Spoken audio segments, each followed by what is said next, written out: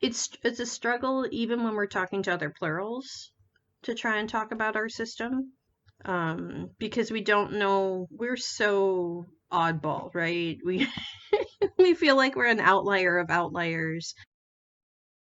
Hey, all and every many. Welcome back to Housemates for Life, a podcast powered by plurals, for plurals, and everybody else who wants to hear more about the insanely awesome world of plurality.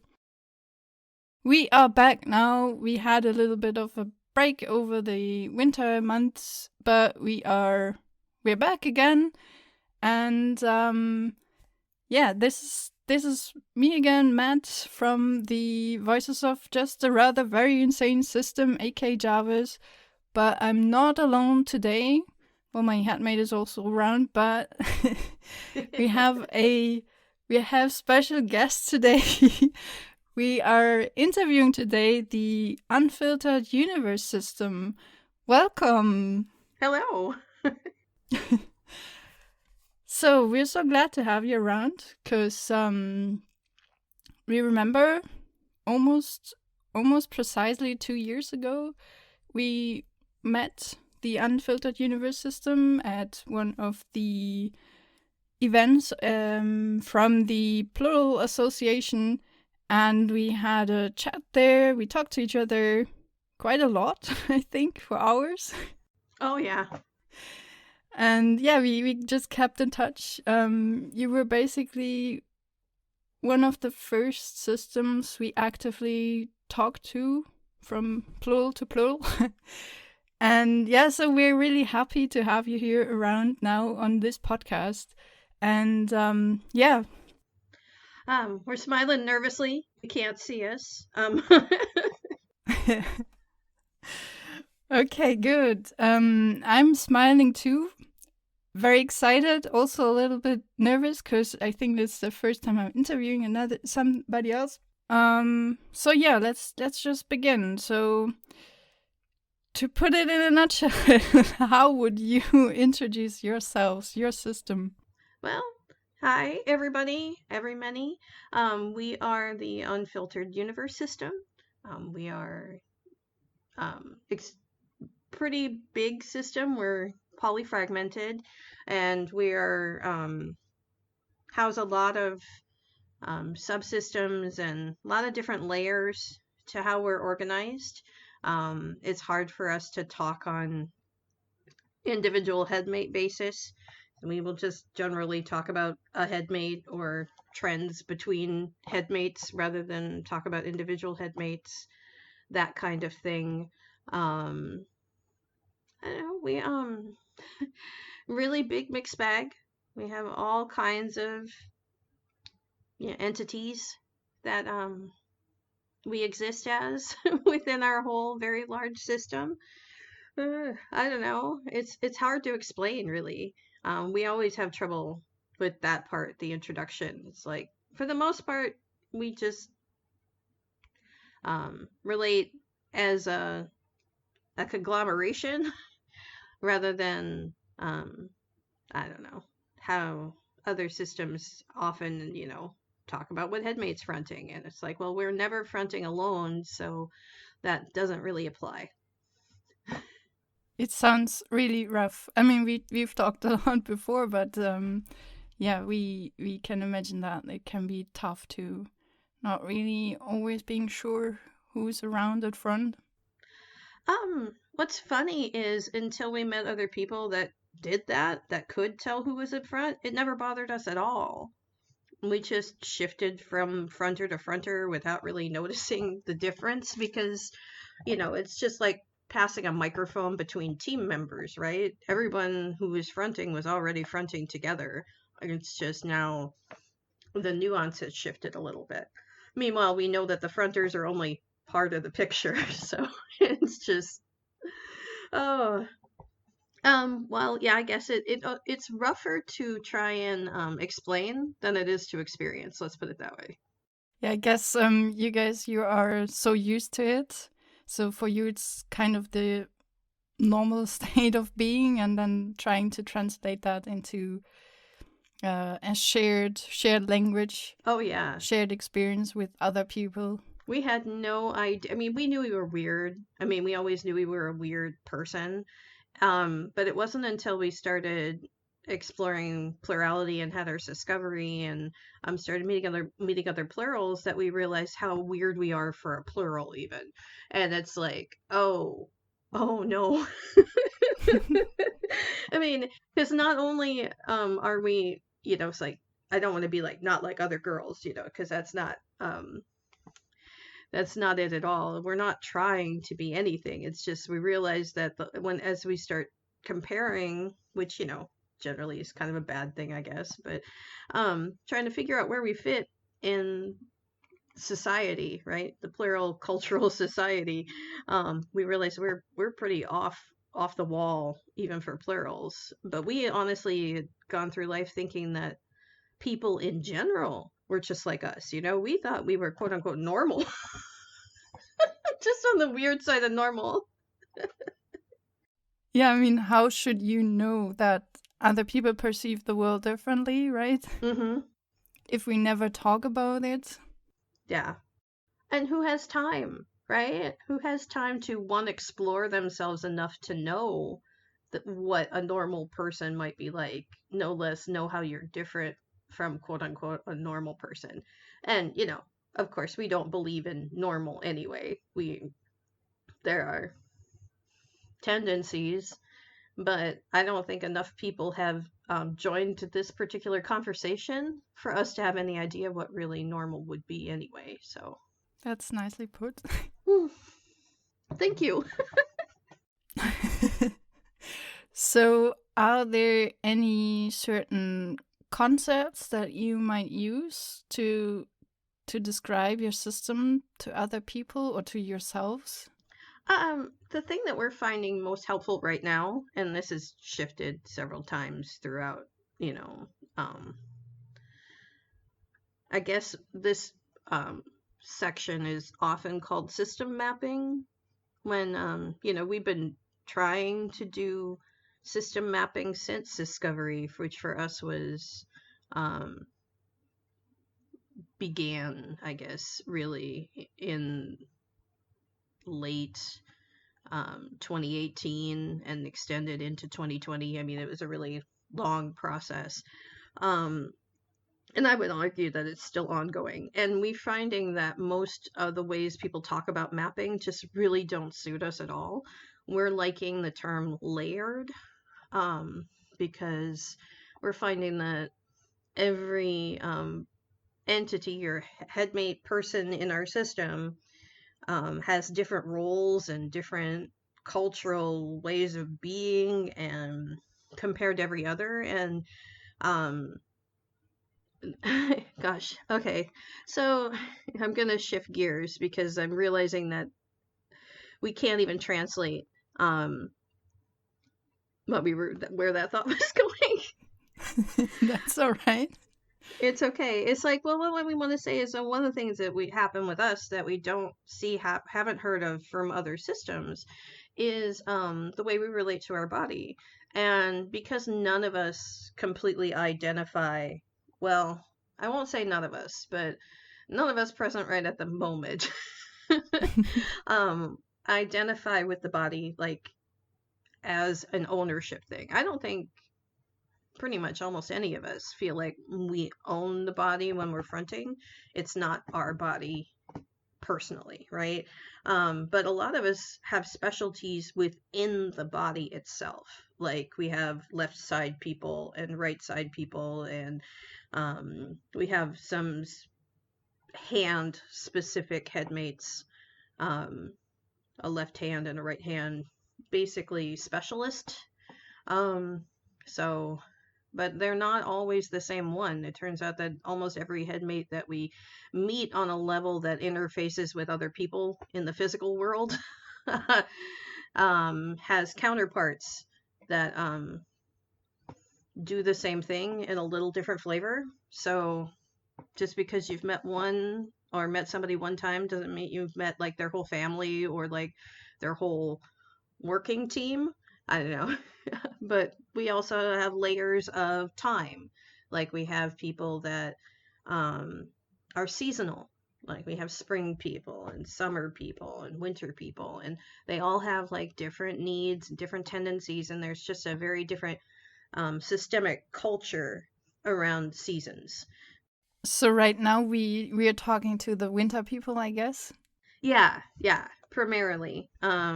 We've had some upheaval in our system because of holiday triggers and stuff. So, some of them are from all over the place. But Mm. yeah. Um, well, we had a big death anniversary recently, and everyone's allowed to come around, or triggered into coming around for that kind of thing.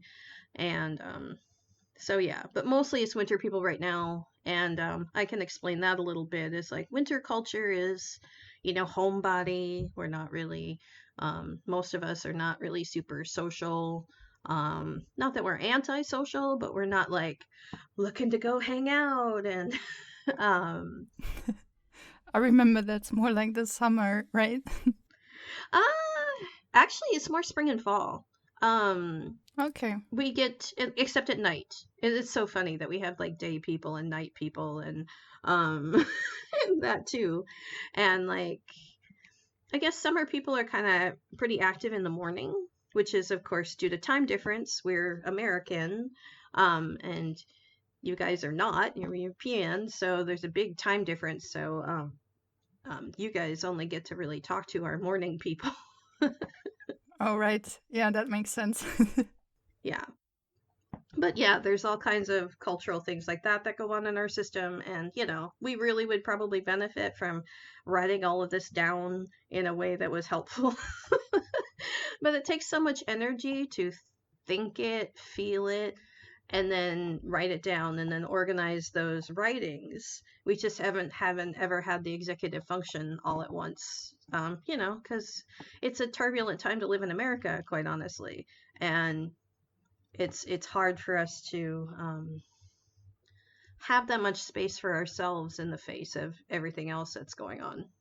Not to mention that you probably had to discover all of this by yourselves, right? There's nobody really out there teaching you all that stuff about yourselves. Oh, that's so true. Oh yeah, yeah, and we are completely self-discovered.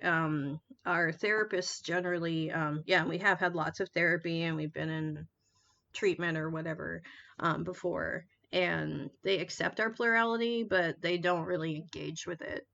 Um, so, well, we're never questioned about who we are and what we need and that kind of thing. They're not we're not getting any professional hand holding around how to relate to our system. Yeah. We hope that can change in the future, but also we feel like with plurals it's always, I mean, it is self-discovery, right? And there isn't really much guidance on your own unique experience, right? Like your system, unlike any other, and our system is also very unique in its functioning in multiple ways. So there will never be one rule book that tells you how to be plural, right? Right. Oh, so much so. And we were as we were thinking about that because we hadn't really been thinking about in preparation for talking to you today, we weren't really thinking about the fact that we are self-made in the first place and self-organized as we talk about our system and and the ways that we are and what would we want out of a therapist and as if they were really being perfect or whatever. And it would be just to hold space for who we really are and where we're really at and what we're really like without inserting themselves. So basically they'd be like an assistant, they'd be a note taker, they'd be someone who writes it all down and can show it to us again. Mm. But we find that most therapists are a little too caught up in their own egos. They need to be the experts on something so bad that they can't take that assistant role. And we've had a lot of therapists, and none of them, I mean, well, none of them so far. The one we have right now is the closest. Like he really wants to listen and he really wants to understand, and he does for the most part. But there's that whole layer of needing to hold it and give it back. That's not really happening. Yeah, I mean, I guess also it's so difficult, I guess, to just where do you start, right? Where do you start explaining Yes. yourselves, and then somebody else who probably does not have this plural experience. There's like a big gap of yeah, in a way, a language barrier between a singular person and the plural person who's very complex, Right. and try to gap that bridge. No, wait, try to Bridge bridge that that gap. gap Yeah. and then Yeah. get something back from it, right? That's it might help, but it will always be somewhat distorted, right? Oh, yeah. I mean, that's one of the first things that was really a shock to us and very hard to know is that um, the way we talk to ourselves in the headspace relies a lot on passive influence. So we give so much more information than could possibly put into words when we communicate with one another. We did not understand that for a while there. We did not understand that we didn't have the ability to communicate with other embodied people in that same way. Mm. And it's like, oh wow, which means it's just it was a shock. It was a shock, and there was a grief involved in that, where it's like, oh my goodness, I will never be able to communicate with a person from a different body in the same way that I communicate with my headmates. I'm never going to feel that my language is always going to be my language, and I'm never going to be able to speak my mother tongue with another entity anywhere ever. And because we realized that us putting things into words, changing our internal thought talk into spoken English, which is the only language that we speak, um, and that's a translation for us already. Um, and no one's ever going to be able to translate it back. Mm. No one's ever going to be able to speak our thought talk to us, which makes sense, and it's a good thing. It would be terrible, honestly, if anybody could, but we had thought that they could for the majority of our life, and we've been around for almost 5 decades now, and that's a lot of lived experience with all your memories and understanding a relationship based on a misunderstanding about the nature of being, about the nature of communication, about the nature of connection, right? It's like, obviously, we have the standard messed up systems of attachment that, they're finding are pretty common with plurality. And, the medical community would say it's absolutely necessary to be plural. And I'm like, I don't know. We can talk at some other point about the medicalization of plurality, but Oh yeah, we can definitely do that. yeah, but that's not where I need to be today. It just, yeah, I haven't let doctors define me, but I've got a lot of personal reasons for that. Um, that I don't know if I'll ever get into on a podcast, but No worries. So we've already touched briefly on a few challenges you have when trying to describe your system or quote unquote explain yourselves. Is there maybe a particular example you would like to share? What is particularly struggling or challenging for you when you try to, yeah, conceptualize yourselves and try to bring that across to some people outside your system? um, okay. I don't know that I have a very good example. I know that almost every time we try and do it, it's difficult. It's like, where do you start? Um, because Well, I mean, it's a struggle even when we're talking to other plurals to try and talk about our system, because we don't know, we're so oddball, right? We we feel like we're an outlier of outliers.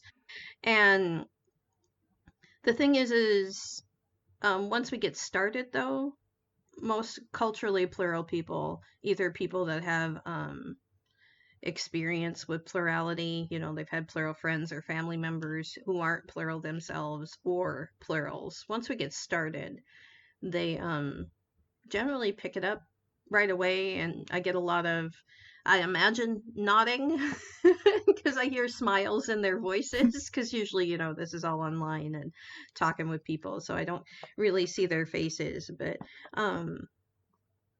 it is hard to explain.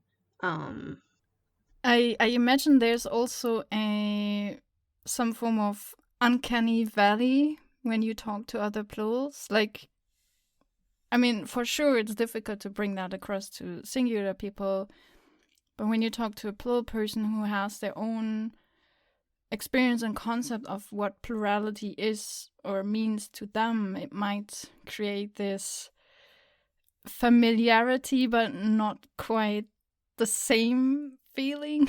You know what I mean? Oh, yeah. Yes, actually, we completely agree with that. And the funny thing is our response often is to, we don't, because we know that we are an outlier of an outlier, we are we're not going to be representative of the community, right? So sometimes we have trouble speaking up at all about ourselves and our experience because we don't want to step over anyone. Like anytime we try and use a term a little bit differently for some concept in our system in a group setting, often we will be corrected. you know, it's like, well, really, That's a shame. it is and it isn't. It's like I recognize, and we do, but me, I guess. Um, which, don't ask me who I am, then I'll have to think about it and I'll forget. Um, because yeah, that happens to us a lot too. Um, when they do that, it's because that term means a lot to them. That they have some core selfhood attachment to a relationship with that concept, right? And they need it defined in a way that works for them. I'm happy to just let them have it. I don't mind. Um, because often that'll be, it's like we all should have the space and the permission to be fragile in that way, right? I mean, we are trying to hold our self structures up against scrutiny from a society and a world that has consistently told us that we are not allowed to exist, right? Not only are we impossible, but if we show up, we're faking, or we're, or we're just throwawayable crazy, right? It's like, oh my god, Hmm. we can't even with you. Um and we're just so easily dismissed that I don't want anyone to feel dismissed by me misusing a term that means so much to them. When I know I'm trying to use all this stuff off label because there isn't a language for what I'm trying to talk about yet. I'm trying to, well, at least not that I found, and when you're an outlier of an outlier, it's kind of hard to find community. But I've been trying, we've been trying, and the plural community has been the closest one we found so far. And maybe later we'll find out that plural is the large umbrella that holds the other thing that we also are. Do you know what I mean? Hmm. Hmm. Certainly. Because I have a funny feeling that we're also something else. Can you maybe try to describe what that something else might mean to you? Oh, sure. I think it's in the nature of how we talk about polyfragmentation, where it's like, there's two different kind of camps of polyfragmentation in communication with within the plural community, right? One is a large number of headmates, and the other is headmates divided into subsystems. Hmm. Or, categories within just headmates. And for us, we fall into both. Like when we talk to anyone and we use a name, a headmate name, we know internally that that headmate name represents a team of headmates that are working together to present a unified front at that time. Mm-hmm. But the members of that team might change from time to time. So it's not always the same. Like, Rebel says she's fine. We can use her name. Okay, so so when you meet Rebel in our system, she may not be the same Rebel every time you meet her. Because Rebel is a person, but she's more a figurehead in a way where, this is Team Rebel, and if you're on Team Rebel when Rebel shows up, it's kind of hard to explain, but sometimes the teammates on that team will be different depending on the circumstances. Like the people who are available on Team Rebel in the summertime will be different than in the fall, Mm. or especially late fall. Near the middle where it's changing seasons, then like it's busy and everybody's around. But I don't even dare to compare this to sports clubs where the members of a team switch out all the time, but people are still part of the same club with the same name, with the same colors and logos. But I guess the analogy might be too far-fetched to describe what's going on in your system, right? well, I would narrow it down even more so, like a band. Mm-hmm. Like, say, Pink Floyd, right? Pink Floyd had different members over different times, but they've still all been under the guise Pink Floyd, right? Right. And the music might change over time, Right. but still following a similar vibe in a way. Yeah, exactly. It's more like that than a sports team for us because it is a little bit supposed to be more cohesive, but it is also about the product that exists throughout time. Like our storylines we're responsible for, we're responsible for the expressions in this body we live in. And so, if, we are fronting with Rebel, we have to behave like Rebel does. And, and she also does exist too, which is so confusing. It sounds very exhausting to us because so we also have this kind of singlet sonar, this person that we represent to the outside world, and we all, whoever is fronting at the time, whether we are alone or co-conscious or whatever, we all present as that one cohesive person. But now you're saying even within your system you have different people in your system, and then there are members who try to appear together coherently as this person. Right. But you also all are, there are many different persons that you try to present within your system. It sounds like a lot. It is a lot when we think about it. But really, it's simple when you're experiencing it because it's just automatic. It's just the way we are. Mm-hmm. It only looks weird in the what do you call that when you take something apart to try and figure out how it's made? When you dissect it. Reverse engineer is what I was thinking, but yeah, dissect it. Once you take it into pieces, it looks very weird and it looks very but it's only when we're trying to describe it to other people that it really looks that way. But also it makes sense in the other way about how it's formed. Because if our headmates are modeled off of what we thought people were, and we misunderstood we were different from other people, then especially the headmates that have been around a really long time are going to be more distorted in that way than headmates that are more recent, where we've been more accepted as wherever we were, rather than constantly having to adjust ourselves to a society that didn't want to allow us to be who we were. We realize that part of the reason that we are so fragmented and so layered is that we were not given an honest of self. We were not allowed to be ourselves. Every time we tried to be ourselves, someone would viscerally react and we'd split, basically. Every time someone told us we were not allowed to be who we thought we were at the time, we would change. And that person, who we were before would still be there trying to express themselves, trying to exist. But there also would be this new layer added on there of who now we're supposed to be now that we were doing that wrong. And every time it happened, it made it more complicated.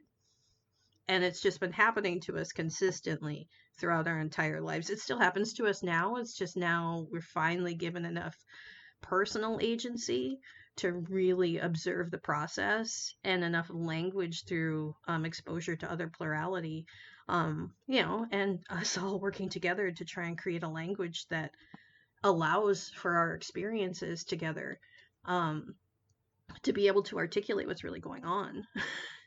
And now that we can, we might actually be able to find some cohesiveness to try and change the inherent nature of the process and not split so much, because that would be nice. It would be nice to be more consistent. It would be nice to be able to define our needs a little better, because instead of finding our needs under the former regime or whatever that we're trying to move away from, once we found them, if the need expressed was not acceptable to the people we were expressing it to, it didn't go away, right? We just were denied language to talk about it. Would you say that since you discovered your system that you found more cohesiveness within your system? Oh yeah, absolutely. Absolutely. And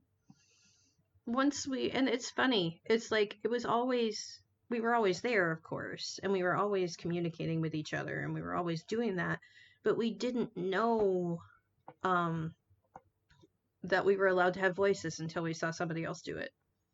And then we tried it, and it worked. You know what I mean? I can imagine. Can you describe a bit more in detail how you try to have voices and how that played out for you? See, then that's gonna sound like we made this up. But so what I mean is, once I started, we've always been there, but once we were allowed to listen, I think is more the point. Yeah.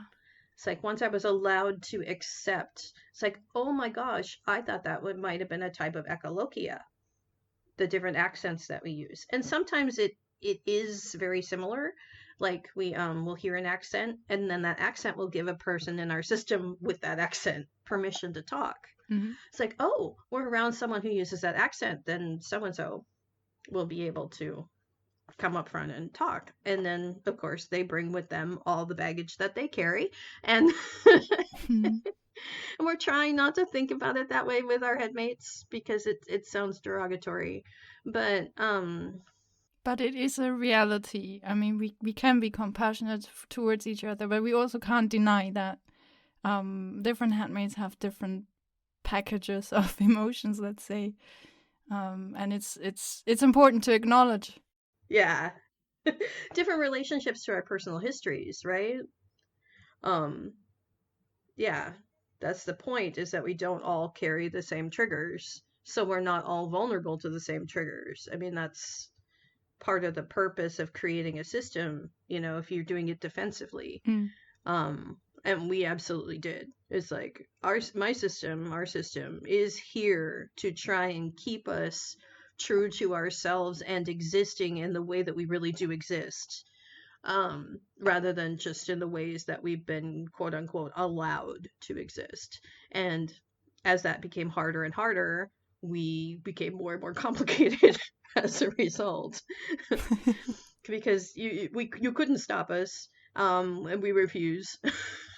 So we're just gonna be who we are. But yeah, once we really were given permission to listen to the fact that, yeah, I mean, we just literally switched, and we can hear our voice be different now, and because we're nervous and that kind of thing. We're not going to know which headmate we went to, but we know it's a different headmate, right? Mm-hmm. Which means, you know, so we're probably, we're still in what would be called discovery because of that. Because there's so many of us, it almost is impossible for us ourselves to keep track of everybody in a way that makes sense to anybody else. Meanwhile, we just hold on to everything the best we can, do the best we can for each other and the system, and move forward anyway. Life doesn't stop just because I'm not sure who I am right now. Yeah. That's one of the most difficult truths to accept, I guess, when you're part of a system. Oh gosh, isn't it though? Yeah. So mostly we rather than worry about what pieces we are as a system, we're just busy living life, rolling with it, right? It's like Hmm. you can question it if you want to, but we're just trying to have, like, I don't know, find some joy in whatever mess we find ourselves in, because let's face it, I don't know. I know, Matt, you kind of get a bad rap sometimes for being the irresponsible headmate. I don't know. Would you agree with that? What? Irresponsible? Me?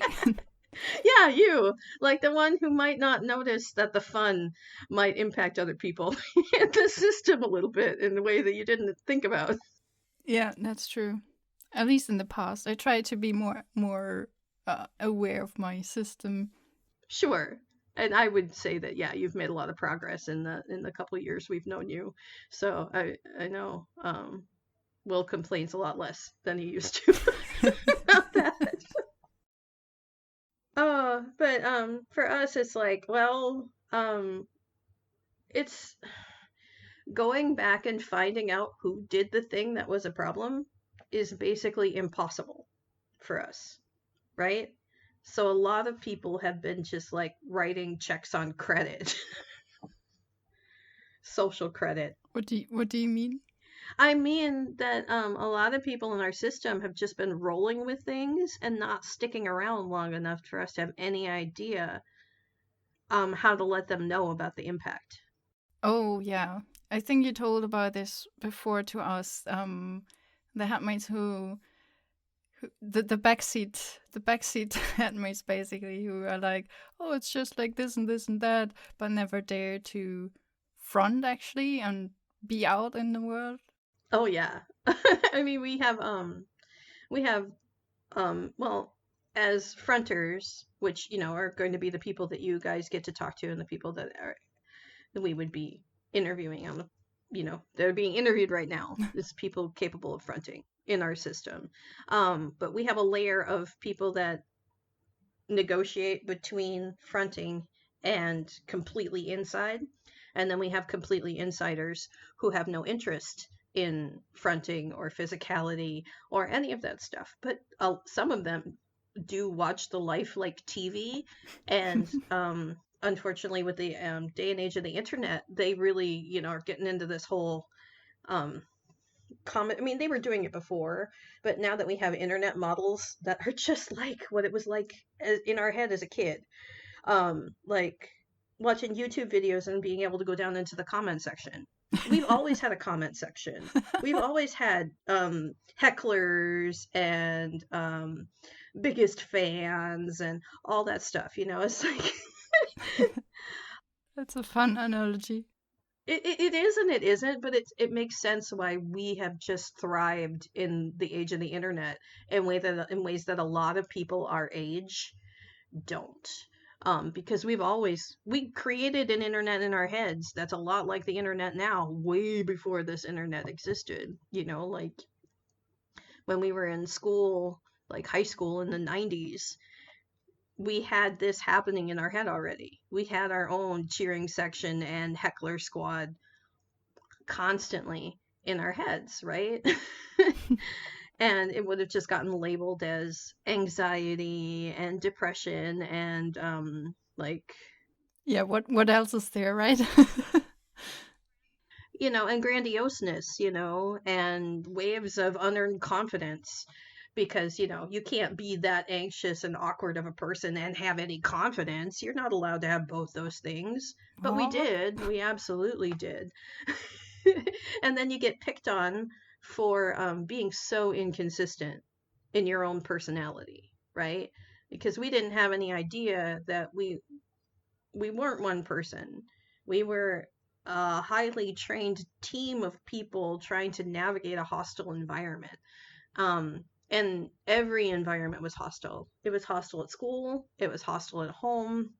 There was, you know, there was a sanctuary, we had a bedroom, but and that was sacrosanct. We were queen of our bedroom, but nowhere else. Mm. So, I hope now you're making your own kingdom or queendom for yourselves. somewhat progress is slow. Yeah, I can imagine. Yeah, but I don't know if I'm going to get into that now. No, we don't want to get into that. But maybe some of our listeners can actually relate a lot to your struggles as a poly-fragmented system with very unique system structure and feeling like outsiders among the outsiders. Do you have anything that you would like to share? Any advice or any words of encouragement for our listeners? Oh, sure. The main thing is believe in yourself and your system. Just because you've never met anyone like you doesn't mean you don't have a right to exist. Um, it's okay if you're bringing something unique to the whole world, even though when we look at it realistically, we're probably not. There's billions of us on the planet. We probably just won't ever have access to the other entities, other people like us. Um, it doesn't mean that there's anything wrong with your existence, right?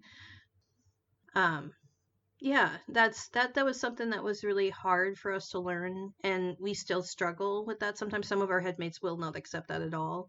Um, they will only accept what they see in the world as they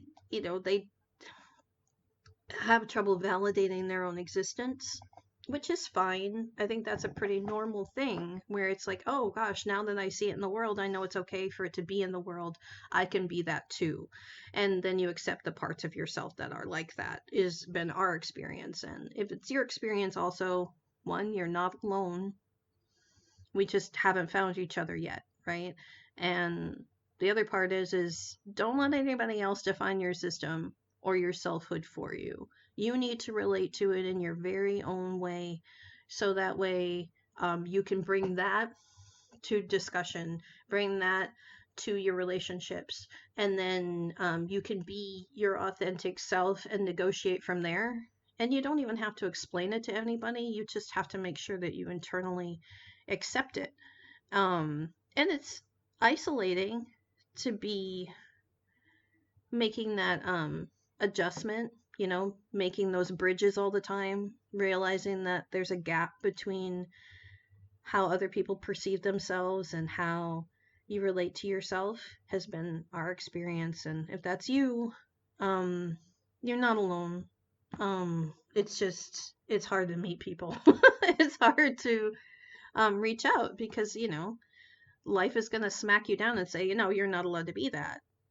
Society needs things to be predictable and orderly and go with the flow that they have set up rather than the flow that you actually exist in. So, if you discover you're outside that flow, it doesn't mean there's something wrong with their boxes they're shoving you in. There's nothing wrong with you.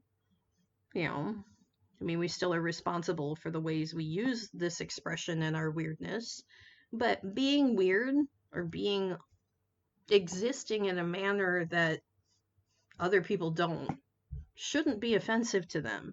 Why are we've always been so confused why human beings get so invested in other people's self-concepts. I'm like, how does someone else's self-concept um, offend you? I mean, what does that have to do with you? You know, Right. like transphobes are the most bizarre people to us. Like, seriously, what difference does it make to you if someone else, if their self concept and their gender concept doesn't make sense to you? Why on earth do you think you have a right to express your offense at that? I'm like, if you feel it, that's a you thing, you should be talking to your therapist and maybe your friends and trusted individuals about, oh my God, I don't know why this is upsetting so much. But like what other people do and the way they relate to their own bodies and their own lives and their own stuff shouldn't bother you this much. But we've had, as soon as we've tried to express deeper self concepts with people before we met the plural community, we would get dirty looks and sometimes a friendship would end like immediately. It's like, oh, no, no, no. You're just, it would be a line that people were not willing to cross. And so if that's happened to you, I'm sorry that that grief you carry, that pain you carry is so super valid. We see you. Oh my gosh. We see you. Oh, oh. And all you can do is just go, well, I mean, someone in the back of our headspace right now is singing Another One Bites the Dust.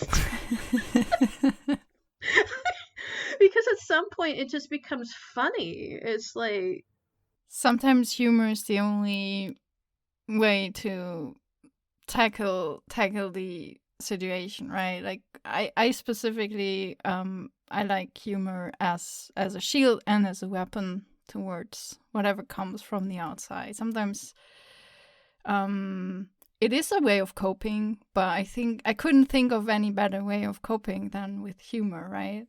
yeah. Well, and I don't even necessarily think it's sometimes it's just grease for the friction, right? Between our internal reality that we have to live in, that is our existence. We are who we are, we can't help that. And a society that doesn't want to accept us.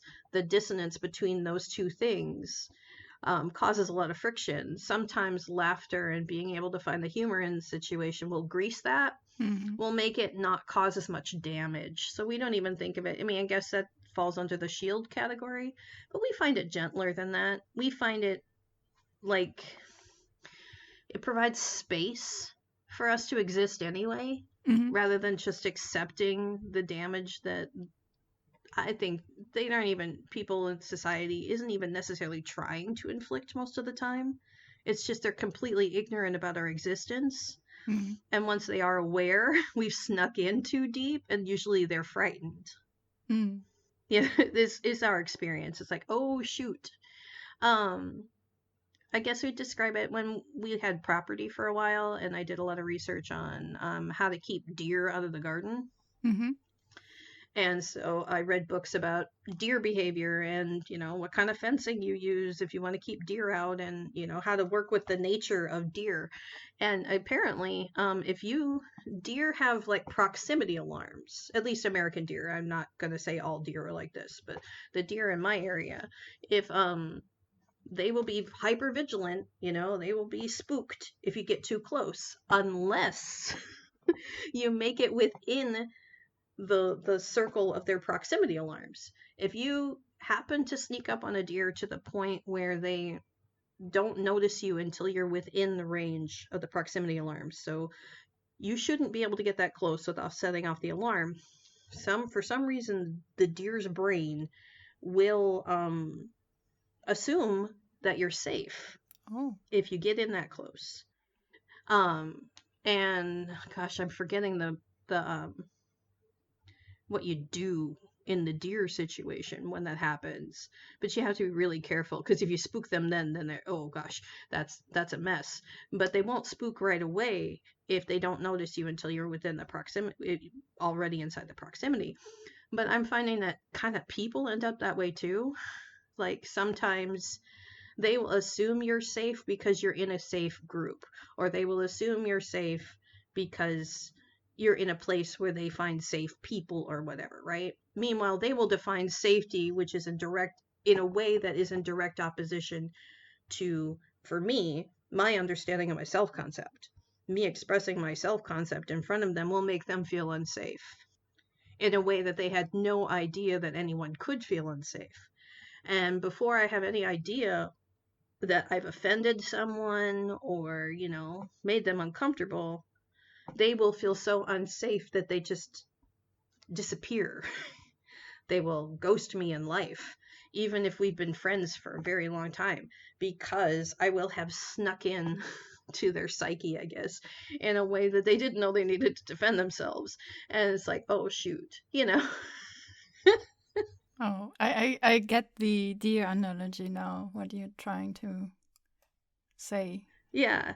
And it's just like we all have these vulnerabilities, right? It's like it's really hard for people who identify as their bodies to handle people like us who absolutely don't. Hmm. I was like, we don't. We collectively own this body and we use this body, but we are not this body. Hmm. We're collectively responsible for what happens in this body and everything that we have a responsibility to the life and the body and all the relationships attached to that, big and small. But individually, that's not us. On the other hand, we struggle to understand people who are their body. We can't wrap our head around. Like, honestly, like, as much as your system may differ from ours, not just in size but also in structure and everything, we still feel like we have a better understanding of you and your self concept than singular people. We can't wrap our head around what it is like to be a singular person. It's just so far out of our experience. Oh, and the same. Oh, absolutely the same. And that's been pretty parallel to our experience in the plural community too. It's just, even though we may be very different, we have this in common. Yes. This is what kind of convinced us when we were just discovering our system. We had struggled with some doubt, but this was this one point that really convinced us. We have no problem to communicate with other plurals, but we have so much problems to communicate with singular people. And I think it ties right back into the deer story too. It's like, for some reason, that idea is very scary to them. It doesn't appeal to them at all, and they don't understand it. They don't want to understand it, which leaves us at a communication deficit. We have to, as plurals, translate everything we think and that we do into a singlet language culturally so they understand. And we have to pretend to be singlets so we can try and talk like them, and then they'll, we have to meet them where they are because they're too scared to meet us where we are, is my experience of that, but that translation factor is exhausting. Oh, yes. Just exhausting. And for us, it leaves us, with fewer resources to be cohesive, right? If we were going to pull together and make more cohesive teams, a lot of that energy is lost just trying to translate for people who are more invested in invalidating us, quite frankly. But we have to function in the world, We do. And I want to. Yes. I mean, yeah, it's not too much to ask, right? But it's an ongoing battle. I don't want to say battle, but an ongoing challenge. Uphill struggle. Yeah, we have to work on individually and collectively as systems and as a community. And we hope we're doing our part here with this podcast series. And we are so happy to have you here on this episode. And we're also happy to have you around for a couple more episodes, as we will continue this podcast series as co-hosts in a way. But to wrap this up, is there anything else you would like the audience to know about use, or any last words you would like to leave in this episode? Let's see. Thank you for having us. You're welcome. It's very validating to have someone think that what we have to say is worth sharing with people. Oh, absolutely. Oh yeah, I mean, I know we feel that way, but we've also been accused of having delusions of grandeur in several points in our life. So, it's like, okay, fine. But anyway, we hope it's helpful to anybody who's listening, that, that you can just, if you need to get more complicated in order to understand yourself better, so be it, just keep going. We're all in this together, really. We're all gravitationally tied down to a rock that's flinging around a roiling ball of plasma. It doesn't make sense any. Life itself is so amazing and weird and precious that And what the heck is consciousness? Right. And it's like we are all just really weird drips in what's possible, and the struggles we have sometimes, when you get it into perspective, you just need space. And the truth is there's plenty of space in the cultural narrative for all of us, and once we give each other more space, then we can settle down and figure out exactly who we really are and meet everybody, with what we've really got. And in our experience, giving space to other people, listening, you discover so much. And so we have been friends for 2 years now, almost 2 years now, and we still have a lot to discover about the Unfiltered Universe system. And yeah, every discovery is a new precious story, let's say. And we can only recommend ask people who they really are and listen. Oh yeah, we love when people tell us the deepest places they can go that they're comfortable sharing, because that's our favorite places to be and to live, is like, the bodily day-to-day stuff, sure, but if we get to really resonate in our home is much deeper and much more philosophical, much more, and I also say that in the morning, in the winter time. So let's do another interview in half a year, around summer or spring. If we remember, yeah, that would be awesome. And then you could try and note, like, how, like, oh yeah, you guys' energy is completely different. I'm like, yeah, we know it is. It's like a lot of things in our system. It's like there's a lot of things we know, but we can't feel them because we're busy being ourselves in the moment. And that's somebody else's, right? But anyway, thank you again so much. We look forward to having more conversations, both in person and for your podcast. This is great. Thanks. Yes. And with that, we hope you liked this episode, and we hope you check out the next episodes coming up throughout the next couple of months or years. And if you haven't already, you can also go back to our previous episodes where our system, babble a lot about ourselves.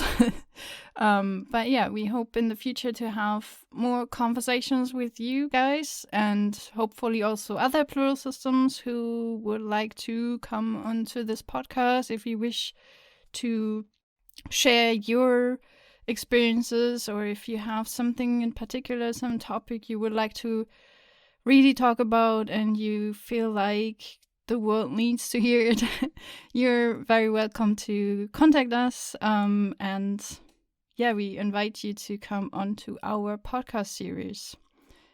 And with that, 1, 2, 3. Happy time zone.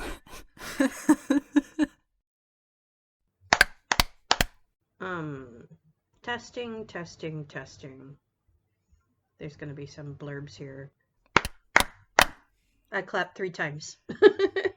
Me too, but it only shows two spikes, but it should be fine. Okay, I will do the intro now. Let me channel my energy first. Wait, what did I want to say? I had something that I wanted to say before. 1 second, please, because I locked my cats out, and now they want to get out, so I will just let them out. Hey, kitties!